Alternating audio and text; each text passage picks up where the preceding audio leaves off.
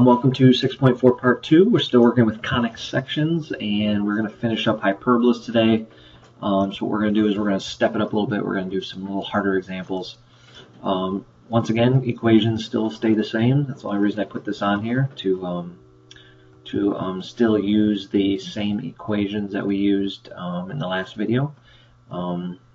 Remember, a squared is always the first number on the bottom. Okay, so remember, a squared is always the first number on the bottom of your equations. Okay. Another thing you have to remember that if x squared comes first, this is the asymptote equation you're going to use. And if y squared is first in your equation, this is the asymptote equation you're going to use. And please do not forget that it's c squared minus a squared. Okay, example 1. Alright, so sketch the graph of the following hyperbola. Alright, so what is different here? If you notice, we have numbers attached to the x and the y. So what that does is, just like it did for circles, just like it does for ellipses, we have a new center. Our hyperbola has a new center. So I'm going to write out our center first. Okay, our center is x has a +2 attached to it, so -2. Y has a -3 attached to it, so I'm going to use +3. So I'm going to plot that right now, -2, 3. Okay, there's our center. Everything's going to be based off of that point. Okay, now we're going to do our A, our B, and our C. Okay, remember, a squared is the number on the bottom, and it's underneath x. Okay, so square root of 9 is 3, and it goes on the x-axis. Our b is the other number, so 4, and it's underneath y, so this is b squared. So b is 2, and it's going to go on the y-axis, and no, c always goes with a. So those two are going to go together, so I already know if a is on x, c is also on the x. Okay, so let's figure out our, I'll move this. Let's figure out our c value now. So we have b squared equals c squared minus a squared. Let's just double check and make sure that's correct. So b squared equals c squared minus a squared. Okay, that's what I put. Alright, so b squared, 2 squared is 4, equals c squared, we don't know, minus a squared is 9. So I add 9 to both sides, I get 13 equals c squared. Square root, I get square root of 13 is my c value. And let's see what that is on our calculator. Square root of 13, and I get 3.6. 3.6. Okay, so square root of 13 is 3.6. Alright, so we have enough information to graph this hyperbola. Let me get this out of the way. Let me scoot this over. Alright, so our center is on -2, 3. Alright, and now let's draw everything else. Our a is 3, and it's on the x-axis. So that means I'm going to go 3 to the right. Now I'm going from my center, 3 to the right. 1, 2, 3.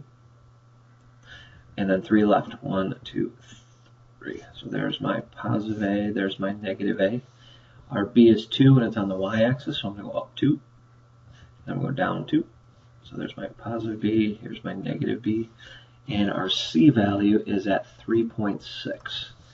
And it's on the x, so 1, 2, 3, 3.6. So there's my c, and there's my negative c. Okay, so now I'm going to draw my box around my b's, my a's.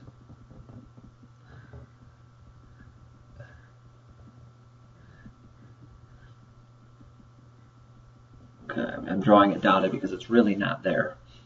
Alright, so now I'm going to draw my asymptote lines from my center. Through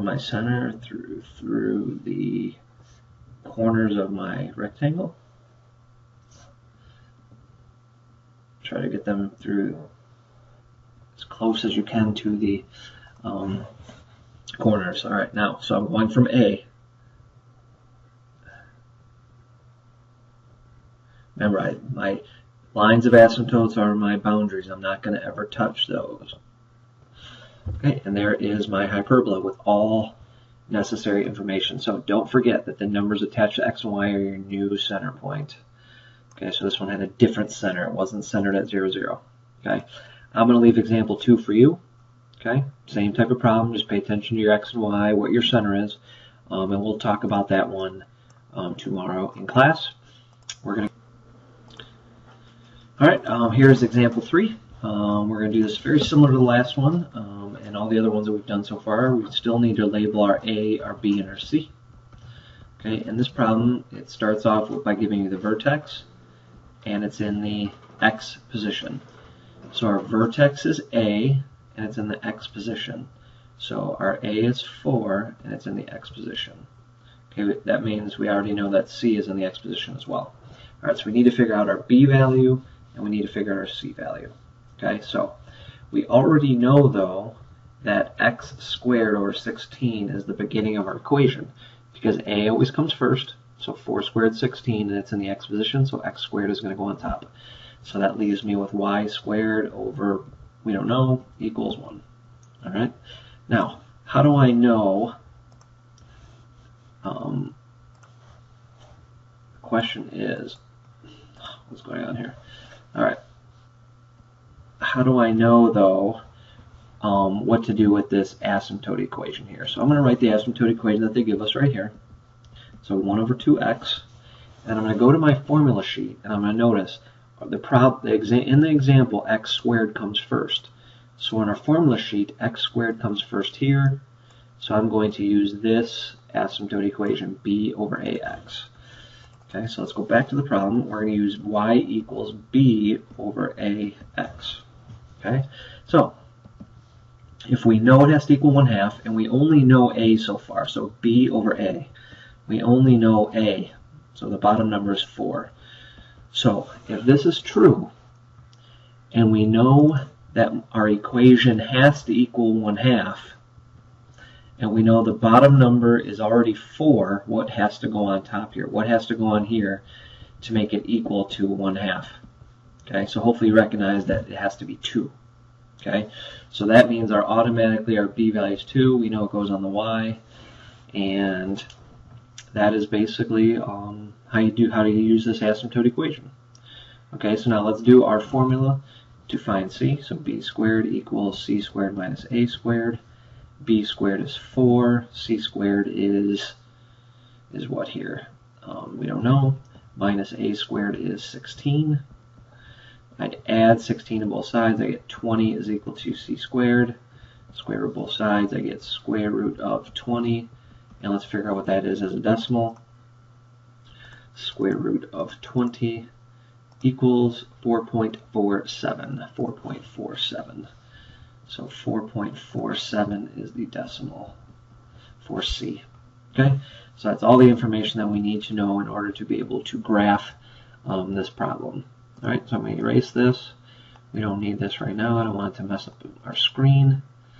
I'm going to slide over my graph, and we're going to graph. Okay, so we have everything that we need now. All right, so our A is 4, and it's on the x position. Now our center is 0, 0, because it doesn't tell us any different. So I'm going to go 4 to the right, 4 to the left. That is our A and our negative A. Our B is 2, and it's on the y-axis. So I'm going to go up 2, down 2.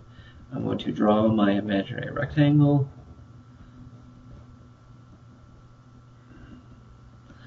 I'm going to draw in my lines of asymptotes from the center to the corner of my rectangles. And this is, I expect to see all these pieces on your graphs too. Okay, and now I'm going to draw my parabolas from my A values, so they're going left and right. Do not touch the lines of asymptotes. Get really close, but don't touch. Don't forget your arrowheads. And the last thing we need to do is we need to put on our C, which is 4.47. It always goes with A. So 4.47 is about right here. And there's our C and our negative C. Okay, so there we have it. That is the tough example for hyperbolas. Hopefully that makes some sense. I will see you tomorrow. We'll do more work on this. So please make sure that you try example 2. Try example 2. Okay, we'll go over that tomorrow. Have a good night. See you tomorrow.